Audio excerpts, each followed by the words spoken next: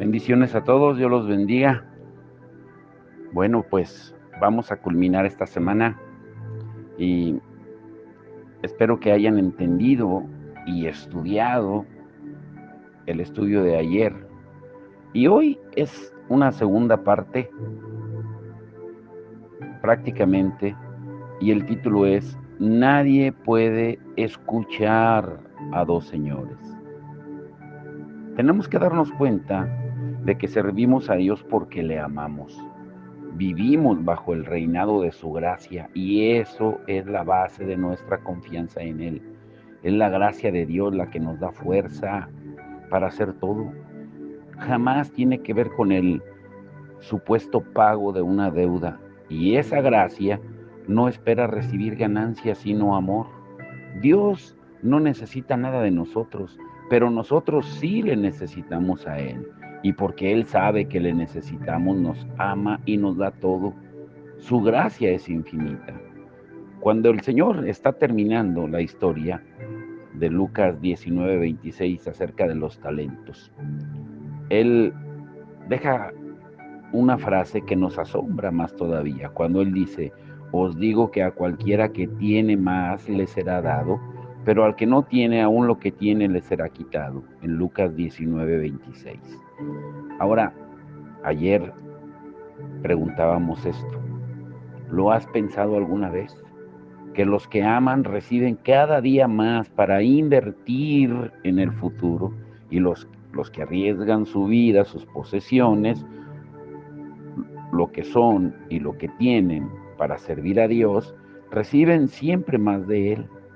Y los que solo quieren conservar las bendiciones, acaban perdiéndolo todo. Y Pedro comprendió perfectamente lo que Jesús estaba enseñando. En Mateo 19:27 dice, he aquí nosotros lo hemos dejado todo y te hemos seguido. ¿Qué pues recibiremos? Y para responder a esa pregunta, el Señor les contó varias historias para que ellos y nosotros también jamás olvidáramos que todo en la vida cristiana se recibe por gracia y todo debemos regalarlo de la misma manera. La pregunta de Pedro es la misma que nos hacemos nosotros en muchas ocasiones. Siempre estamos esperando algo a cambio de lo que hacemos. Dios ve las cosas de otra manera. Cuando servimos al Señor, nuestra recompensa es Él y lo que ganamos es lo que damos a los demás. Y no podemos pensar en lo que estamos ganando. Dios hace siempre lo que quiere y lo que es más justo. Cuando los discípulos estaban preocupados por lo que iban a ganar, el Señor les dice que las recompensas son de Él y Él hará lo que crea conveniente. Y no hay lugar en el servicio cristiano para comparaciones o reclamaciones, sino solo para el trabajo humilde en la presencia de Dios. No podemos pensar en nuestros derechos, sino en la gracia de Dios, porque la presencia de Dios es la mayor recompensa. Los momentos con nuestro Creador, el saber que Él nos ama y que vive con nosotros y jamás nos abandona, vale infinitamente más que cualquier ganancia material. De eso se trata la gracia, de recibir lo que no merecemos ni jamás podríamos llegar a merecer. En Lucas 16:19 al 25, Jesús cuenta del rico y Lázaro, y Jesús dijo, había un hombre rico que se vestía con gran esplendor en púrpura y lino de la más alta calidad y vivía rodeado de lujos. Tirado a la puerta de su casa había un hombre pobre llamado Lázaro, quien estaba cubierto de llagas. Mientras Lázaro estaba tendido, deseando comer las sobras de la mesa del hombre rico, los perros venían y le lamían las llagas abiertas. Con el tiempo el hombre pobre murió y los ángeles lo llevaron a estar con Abraham. El hombre rico también murió y fue enterrado y su alma fue al lugar de los muertos. Ahí en medio del tormento vio a Abraham a lo lejos con Lázaro junto a él. Y el hombre rico gritó, Padre Abraham, ten piedad, envíame a Lázaro para que moje la punta de su dedo en agua y refresque mi lengua, estoy en angustia en estas llamas. Y Abraham le dijo, hijo, recuerda que tuviste todo lo que quisiste durante tu vida, y Lázaro no tuvo nada. Ahora él está aquí recibiendo consuelo y tú estás en angustia. La historia es muy conocida, así que solo quiero señalar un par de detalles. En primer lugar, Jesús dijo que el pobre estaba echado junto al portal del rico. Así que Dios le pidió a este cuentas de quién vivía junto a él. El rico no se preocupaba de ninguna otra cosa más que de sí mismo. Veía al pobre todos los días cuando salía de su casa, pero no hizo nada por él. No supo discernir que cuando Dios pone a alguien cerca de nosotros, es nuestra responsabilidad. El Evangelio no es solo dar un mensaje, sino también ayudar a quien lo necesita y preocuparnos de los que están pasando necesidad a nuestro alrededor, de los que no tienen nada que comer. Y pocas cosas, escúchalo bien, pueden volvernos tan arrogantes como el dinero. Cuando muere el rico, sigue siendo tan arrogante como lo fue en su vida. La eternidad no cambió su carácter. Sigue conservando esa sensación de dominio sobre todos los que le rodean, pensando que siempre tienen que hacer lo que él dice. Le pide incluso a Abraham que mande a Lázaro como si los dos tuvieran que obedecer sus órdenes. Sigue creyéndose superior sin darse cuenta de que Lázaro está en un lugar mejor, porque Dios lo recibió en su presencia como justo, mientras él se sabe culpable. A mí no me gustaría estar en el infierno ni por todo el oro del mundo. Imagínate, todos queriendo mandar sin tener a nadie quien hacerlo, y todos al mismo tiempo creyéndose amos con más poder que los demás. Algunos piensan que el dinero les da derecho a todo. Mientras tanto, el Señor nos enseña que cada uno recibe y conserva lo que escoge. El rico lo había tenido todo en la vida, porque había escogido lo que él creía mejor y no se había preocupado por nada ni por nadie. No debemos echarle en cara eso, porque la misma decisión la tomamos nosotros cada día. ¿Qué es lo más importante en nuestra vida? ¿Lo material o lo espiritual? En el Antiguo Testamento leemos que una dádiva al pobre es un préstamo al Creador. Incluso Proverbios dice que el que da al pobre a Jehová le presta. Y el mismo Señor Jesús nos explicó que cuando damos nos parecemos más a Dios. En Lucas 6:38 dice, dad y os será dado medida buena, apretada, remecida y rebosante, vaciarán en vuestro regazo, porque con la medida que midáis se os volverá a medir. Dios promete que nos devolverá mucho más de lo que hemos dado. Él no escatima gracia ni favores, porque ofrece una medida buena, apretada, remecida y rebosante, y además la vacía en nuestro regazo, regalándonos bendiciones que sobrepasan con mucho al avaro mundo de la economía.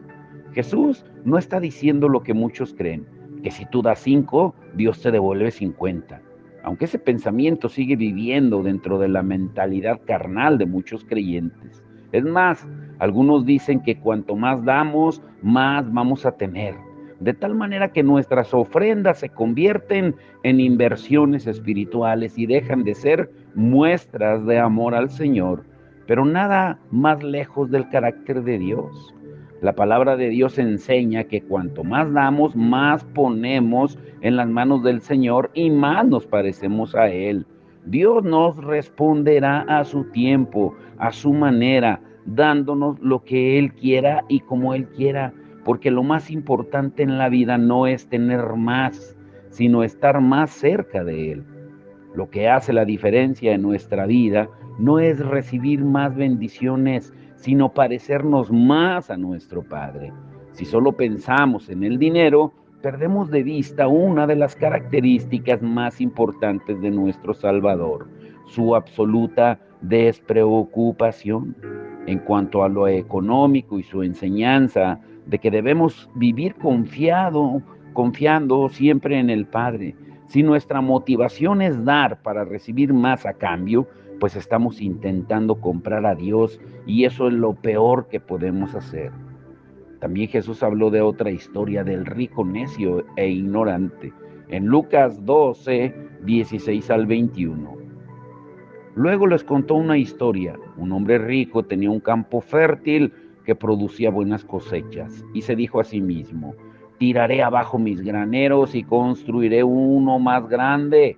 Así tendré lugar suficiente para almacenar todo mi trigo y mis otros bienes. Luego me pondré cómodo y me diré a mí mismo: amigo mío, tienes almacenado para muchos años. Relájate, come, bebe, diviértete. Pero Dios le dijo: necio, vas a morir esta misma noche. ¿Y quién se quedará con todo aquello por lo que has trabajado? Así es el que almacena riquezas terrenales, pero no es rico en su relación con Dios. Es un necio. Y la gran locura es vivir pensando en el futuro como si todo fuera nuestro. El afán por controlar el futuro y tener más cosas es la característica principal de la codicia. El deseo de poseer más que nadie, incluso el tener clasificado lo que se ha ganado para que todos lo vean y hacer graneros nuevos, es a lo que nos lleva la locura de creer que la apariencia es lo mejor de la vida. Cuando el Señor contó la historia del rico necio, se esforzó por enseñarnos que las posesiones de este hombre no eran fruto de su trabajo o su inteligencia. La Biblia dice que la tierra produjo, o sea, Dios mismo fue el que le había bendecido con tantas ganancias, pero él no quiso reconocerlo. El problema es dejar a Dios de lado y confiar en nosotros mismos. Este hombre comienza a hablar de una manera equivocada. Mis tierras, mis cosechas, mis posesiones. Pensó que todo era suyo y que todo giraba alrededor de él. Por eso no es de extrañar que pocas cosas nos vuelven tan orgullosos como nuestra riqueza. Quizá era muy rico, pero también era un completo ignorante. Ignoró a Dios porque en ningún momento se dirigió a Él o le agradeció. Una Uno de los mayores problemas del hombre es su ambición. Nunca está satisfecho por lo que tiene. Este hombre ignoró la vida espiritual porque pensó que el dinero le iba a dar la seguridad que necesitaba, una seguridad permanente en la que Dios no era necesario para él. El rico ignoró también el valor de su alma. Hay gente que piensa que con dinero puede comprar cualquier cosa, pero pierden lo mejor que tienen. Nadie puede comprar su propia alma. Nadie puede tener asegurado el valor de su futuro. También ignoró la muerte, su propia muerte. Y te pregunto, ¿qué harías si fuera hoy el último día de tu vida? ¿Te serviría de algo recibir millones de dólares en tu cuenta o de pesos unos minutos antes de morir? Nadie piensa ya en trabajar cuando le quedan horas de vida. ¿Has pensado en lo que dice la gente poco antes de su muerte? Todos recuerdan a su familia, sus amigos, el tiempo que perdieron.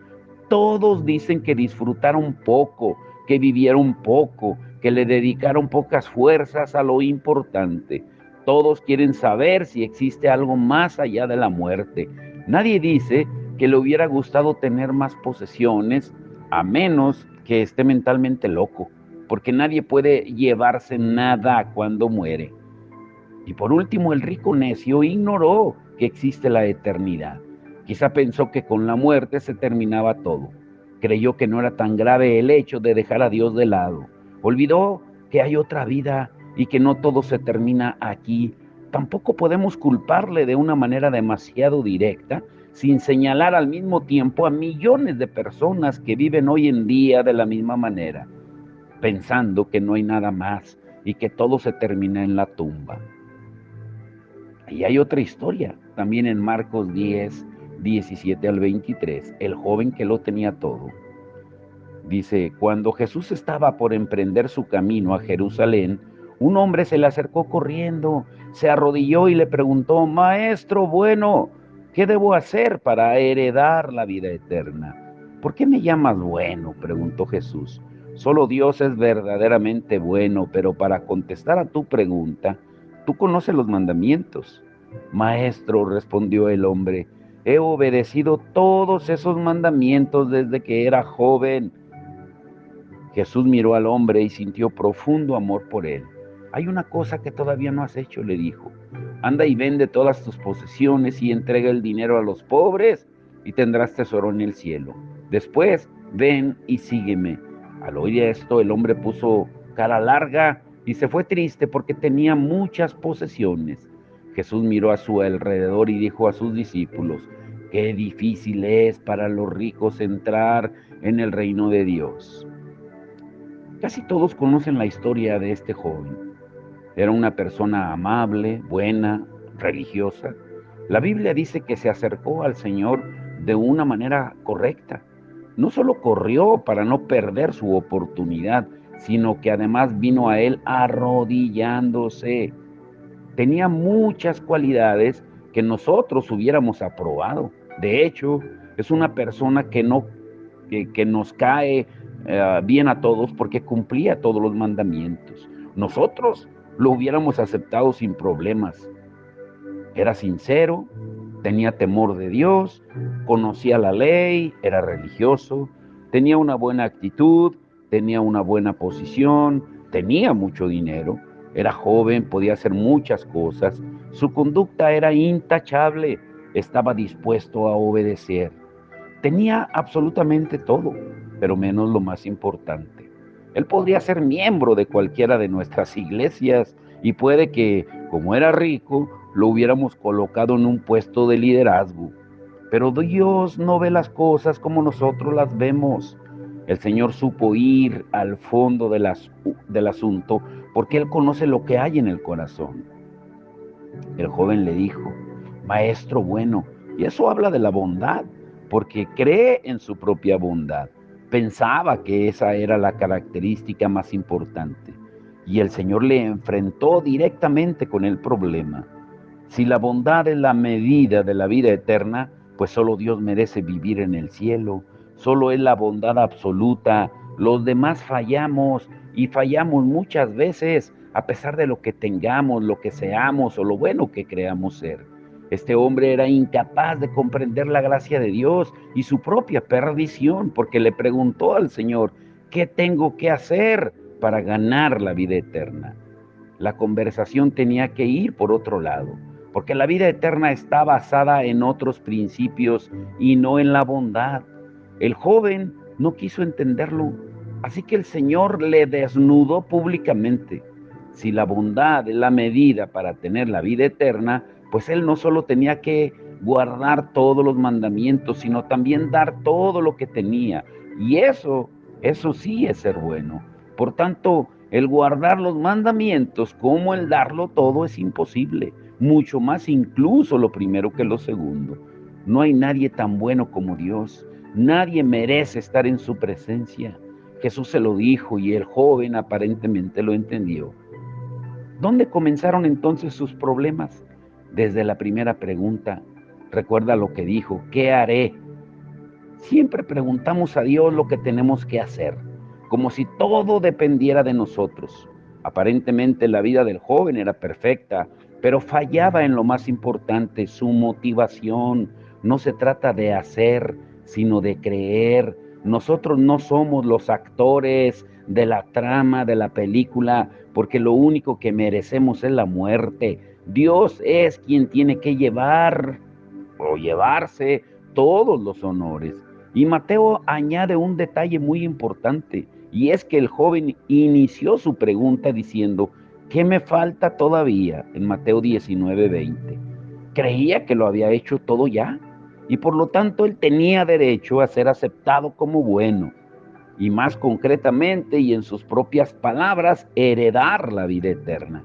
Era como si le perteneciera ya, por todo lo que él había hecho, por ser una buena persona. Ese es el problema de algunas personas que son demasiado buenas para ser felices en el mundo y demasiado mundanas para ser felices con Dios. La respuesta del Señor nos llena de asombro.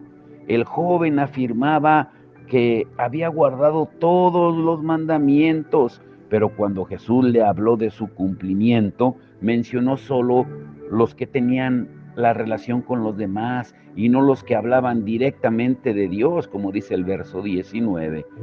Lo hizo porque el joven pensaba que su cuenta con la ley era perfecta y en realidad estaba fallando ya en el primer mandamiento, el más importante de todos, el de amar a Dios sobre todas las cosas. Su adoración al Creador era solo aparente, su obediencia a los mandamientos simplemente externa y sin ningún valor para el Señor.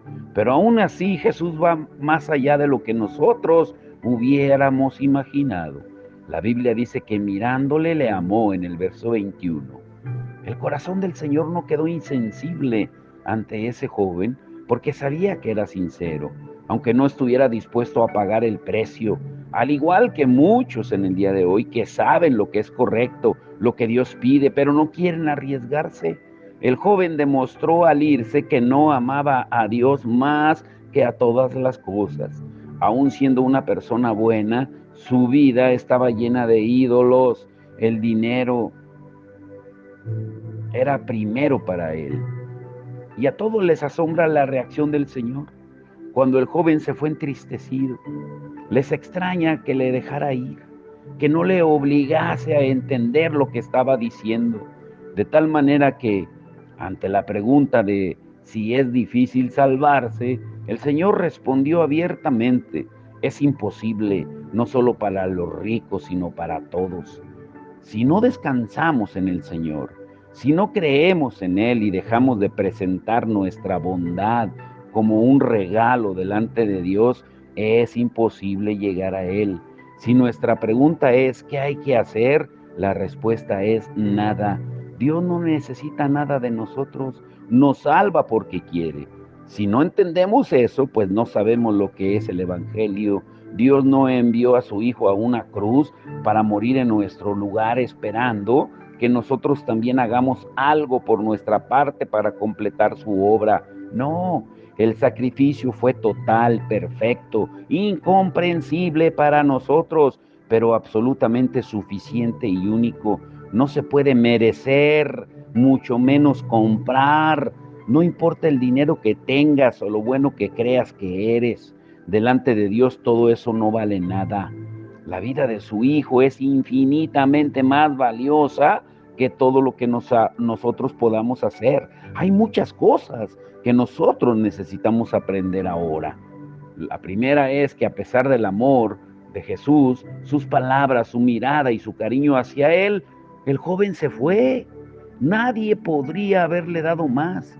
Nadie estaba dispuesto a responder a sus preguntas y a satisfacer su curiosidad espiritual como el Señor. Podía esperar a que le explicase qué hacer con sus posesiones y arriesgarse a hablar cara a cara con Dios, porque era su vida la que estaba en juego. Pero se fue, abandonó el lugar y la persona que podía cambiar su vida y regalarle la vida eterna que tanto anhelaba. Quería la vida eterna, pero no deseaba con tanto ardor la relación con Dios y no comprendió que es imposible tener vida sin Dios. Quería las bendiciones, pero no a Jesús. En cierto modo, muchos viven de la misma manera que el joven rico. Es como si estuvieran pidiendo una transacción comercial. Yo soy bueno, Dios, mira todo lo que hago. ¿Qué me puedes dar por todas mis ofrendas, mis obras, mi trabajo por ti y el tiempo que te dedico? ¿Qué me pertenece por servirte? No creas que las personas que piensan así son difíciles de encontrar. Existen en todas las religiones y en todas las iglesias que se llaman cristianas también. No tienen tiempo para Dios, aunque digan lo contrario. Lo único que quieren es vivir su religión y ser buenas personas. Eso es todo. El Evangelio no es eso. No existe otra manera de seguir a Jesús que arriesgarlo todo por Él. Es imposible quedarnos a medias en nuestras decisiones. No podemos ofrecer nuestra mano derecha a Dios mientras con la izquierda controlamos lo que nos gusta. Se trata de Dios, no de nosotros. o descansamos en Él 100% o perecemos. Podemos creer que lo tenemos todo. Podemos ser tan religiosos que todos nos vean. Pero si Dios no nos conoce, no sirve de nada nuestra fama ni todo lo que tenemos. Ahora escucha esta historia en Mateo 20, del 1 al 16.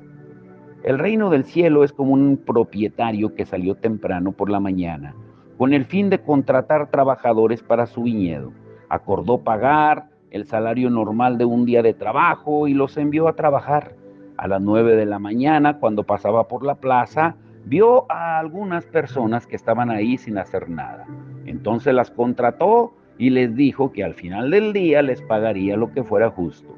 Así que fueron a trabajar al viñedo. El propietario hizo lo mismo al mediodía y a las 3 de la tarde. Y a las 5 de la tarde se encontraba nuevamente en la ciudad y vio otros que estaban ahí y les preguntó: ¿por qué ustedes no trabajaron hoy? Ellos contestaron: porque nadie nos contrató. Y el propietario les dijo: entonces vayan y únanse a los otros en mi viñedo. Y aquella noche le dijo al capataz que llamara a los trabajadores y les pagara, comenzando por los últimos que había contratado. Cuando los que habían sido contratados primero llegaron a recibir su paga, supusieron que recibirían más, pero a ellos también se les pagó el salario de un día. Y cuando recibieron la paga, protestaron contra el propietario. Y él le respondió a uno de ellos: amigo, no he sido injusto.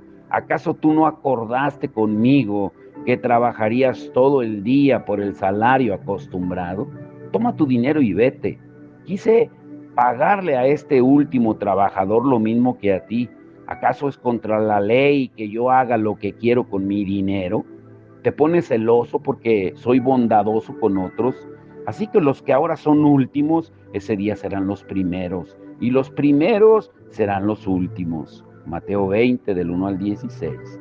Pocas cosas hay tan incomprendidas como la gracia de Dios, porque muchos buscan explicaciones, otros intentan definir bien el término diciendo que hay una gracia barata y otra menos barata, y no sé cuántas cosas más.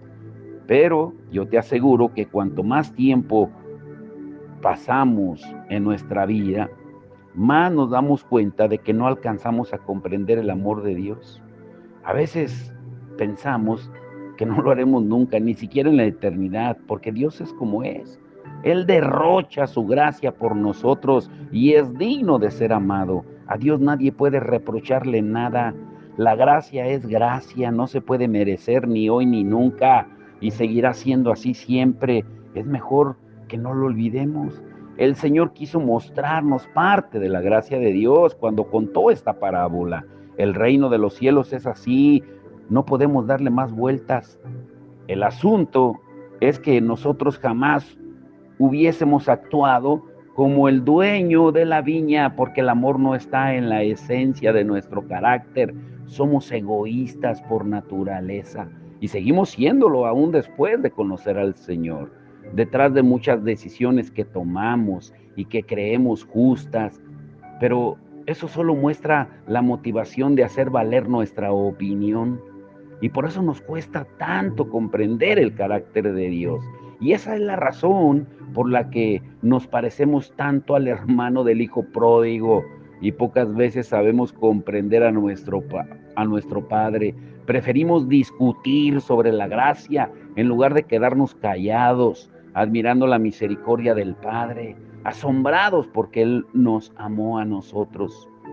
El dueño de la viña vive y paga a favor de la gracia, no de la deuda. Él quiere dar a todos lo que le hubiese correspondido si el mundo fuese justo y ellos hubieran podido trabajar todo el día. Y de esa manera no es injusto con los primeros, pero tampoco con los últimos, a los que las circunstancias de la vida, porque nadie los contrató, había maltratado. Dios siempre da lo que es justo para todos. Él mismo fue a buscar a los obreros, no fueron ellos los que se presentaron delante de él. Todos estaban desocupados y a punto de perder el día, y el dueño de la viña fue por ellos. Por eso dice en el verso 8, al atardecer, cuando todos habían terminado, el señor de la viña dijo a su mayordomo: llama a los obreros y págale su jornal, comenzando por los últimos hasta los primeros. Dios quería que aprendiéramos la lección de gracia. Por eso empieza a pagar desde los que habían llegado al último. No quería que ninguno de ellos tuviera envidia de los demás. Así que la única manera de que comprendieran esta lección era ver la reacción de los que habían trabajado más. Si hubiera hecho al revés, los primeros hubieran recibido su paga y se hubieran ido contentos con lo que era justo, pero no hubieran sabido lo que iba a suceder después, ni hubieran aprendido nada. Dios es bueno por naturaleza y su mayor virtud es derrochar su gracia. El dueño quería que vivieran juntos sin juzgarse ni envidiarse unos a otros, que supieran disfrutar viendo que los demás recibían. Dios quería enseñar a todos la más grande lección que existe, la de la gracia. En la misericordia no es tanto que los primeros sean postreros, sino que los últimos sean primeros. Dios no es injusto con nadie, más bien lo que hace es derrochar gracia para todos. No nos debe extrañar, porque Él es bueno por naturaleza. ¿O es que Dios les quita la vida a los que blasfeman contra Él? ¿Deja de enviar lluvia de bendición a las propiedades de los que son ateos? ¿Envía pestes y catástrofes solo a aquellas naciones que no lo mencionan en su constitución? No, la Biblia nos enseña que Dios siembra el bien a buenos y malos, y eso es parte de su gracia y su misericordia, y gracias a Él que es así, porque estaríamos perdidos si fuera de otra manera. Pero, ¿sabes cuál es nuestro problema? La envidia. Porque decimos: yo tengo más derecho que él, pensamos, y nuestros juicios nos impiden comprender la gracia de Dios. Obligamos a los demás a hacer y tomar decisiones que nosotros no hemos tomado, simplemente para pensar que tenemos razón. Pero escucha con atención lo que él dice en Mateo 20:15. ¿No me es lícito hacer lo que quiero con lo que es mío? ¿O es tu ojo malo porque yo soy bueno? Dios es bueno. Le admiramos, lo alabamos, le adoramos y le agradecemos cuando su gracia cae sobre nosotros. Pero envidiamos a otros cuando Dios decide bendecirlos a ellos y no a nosotros. Ese es uno de los secretos de la parábola. Detrás de muchas protestas o intentos de explicar la gracia de Dios, no hay más que actitudes arrogantes y llenas de envidia. El Señor dijo que eso es tener ojo malo, es decir, ver con malos ojos los bienes que disfrutan los demás. Por eso a veces nos gusta discutir sobre la gracia y decir que solo ciertas personas pueden recibirla y que solo los que hacen tal o cual cosa, normalmente lo que nosotros decimos, pueden recibir el amor de Dios. Pero Dios da como quiere y a quien quiere. Y por eso su gracia llegó a nosotros, afortunadamente. Es mucho mejor disfrutar de la relación, la compañía y la misericordia de Dios antes que preocuparnos si otros la merecen o no. Dios tiene todo el derecho a hacer lo que quiera con lo que es suyo. No tiene que pedirnos permiso, no tiene que cumplir nuestras reglas, ni seguir nuestra teología por muy perfecta que parezca. No tiene que defenderse ante nosotros sobre si su amor y su gracia son baratos o caros. No somos nosotros los que decidimos quién puede salvarse o quién no. Por eso le amamos, porque Dios es como es. Esa es la razón por la que seguimos vivos y tenemos un futuro eterno por delante. La gracia y la misericordia de Dios nos alcanzaron, aunque jamás lo hubiéramos merecido. Por esa misma gracia, Dios nos perdona y nos hace hijos suyos, aunque nos cueste entenderlo, aunque algunos no quisieran comprenderlo jamás.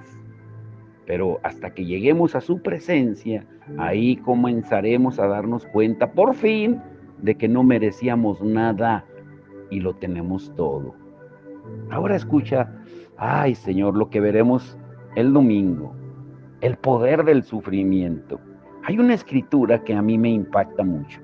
Es Isaías 53:3. Estuve viendo diferentes versiones y dice que Jesús era experimentado en aflicción, experimentado en sufrimiento. Y el título será precisamente el poder del sufrimiento, porque el sufrimiento tiene poder. El diablo puede utilizar el sufrimiento como un poder destructivo, pero Dios puede usar el sufrimiento como un poder constructivo y edificante. Pero escucha esto, el evangelio de la prosperidad y del sentirse bien, enfocado solo en nosotros mismos, está creciendo cada vez más y fomenta una actitud no bíblica entre los creyentes hacia la existencia del sufrimiento y la persecución en sus vidas. Pero la realidad es que la situación en el mundo, y esto incluye a la iglesia, irá de peor en peor. El mundo no mejorará, la iglesia no mejorará. Jesús lo advirtió claro en Mateo 24, del 1 al 14, y Pablo lo dice claro también en la primera y segunda carta a Timoteo. Y yo te pregunto, ¿existe persecución hoy en día hacia los cristianos? ¿Mm? ¿Por qué es necesario el sufrimiento? ¿Lo habías pensado? Porque la Biblia se lo dice, dice que es necesario que venga el sufrimiento. Pero entonces, ¿cómo podemos entender el poder del sufrimiento para bien? Uy, estará muy emocionante la palabra. Por hoy, solamente medita en los temas que hemos tocado esta semana. Nadie puede escuchar a dos señores. Y dos señores se refiere a las voces que escuchamos diariamente. Hoy te pregunto, ¿a qué Señor estás escuchando? ¿A qué Señor escuchas? ¿A qué Señor estás sirviendo? ¿Mm? ¿A qué amo escuchas? Como lo hablábamos ayer. Hazte esa pregunta. Y vamos a orar también por el servicio del domingo y por el servicio del hospital del próximo viernes 15, donde estaremos llevando la palabra y algo más, celebrando la victoria de Cristo. Padre, en el nombre de Jesús te damos toda la gloria y la honra. Gracias, Señor, porque tú eres hermoso, eres bueno, Señor. Gracias por tu palabra que nos has dado, por este maná delicioso de esta semana, Señor. Señor, ayúdanos a entender que es necesario que vengan pruebas y tribulaciones para formar nuestro carácter, porque algo que nos llevaremos a la eternidad es el carácter. Eso sí nos lo llevaremos, como vimos hoy en la parábola del rico y Lázaro. Enséñanos, Señor, a poner la mirada en ti, como nos lo has enseñado, Señor, y que no anhelemos las cosas temporales, visibles, materiales, sino las que no se ven, porque las temporales son pasajeras, como tú dices en 2 Corintios 4:18. Padre, ayúdanos a entenderlo y a ponerlo por obra y a entender tu palabra. Señor, y que el domingo tengamos un servicio glorioso, lleno de agradecimiento, que tú quites todo obstáculo en cualquier hermano que esté pasando pruebas y tribulaciones, y que al contrario, que él sepa que es motivo de sumo gozo, porque entonces estamos en el camino correcto. Que tú nos ayudes a entenderlo y que tengamos un servicio poderoso donde tú seas exaltado y glorificado en todo, Señor. Y también como hemos orado por el servicio del hospital el próximo 15 de septiembre, Señor, donde estaremos llevando tu palabra y algo más, Señor. Y yo recuerdo que cada 15 o 16 de septiembre que ha tocado ir cada año al hospital desde hace 9 años, tú has hecho cosas maravillosas, como cada vez que vamos, Señor, pero en especial en esos días. Y confiamos de que tú lo harás de nuevo, porque tu poder no ha disminuido, porque tú sigues siendo el mismo de ayer, de hoy y de siempre. Y te rogamos por todos nuestros hermanos, Señor, en todas partes del mundo, Señor, en Florida, en California, en Texas, en las Carolinas, Señor, en México, en el mundo entero, en Estados Unidos, Señor, donde esté un remanente tuyo, que seas tú glorificándote y que seas tú, Señor, guardándonos, como tú mismo lo dices, no teman, manada pequeña, porque a vuestro Padre le ha placido daros el reino. Y el reino se refiere al reino de los cielos, no a un reino terrenal, no a estar cómodos en este mundo sin problemas ni aflicciones, porque estamos de paso en este mundo, somos extranjeros y peregrinos, porque nuestra ciudadanía está en los cielos. Te damos toda la gloria y la honra en el nombre de Jesucristo. Amén y amén, Señor.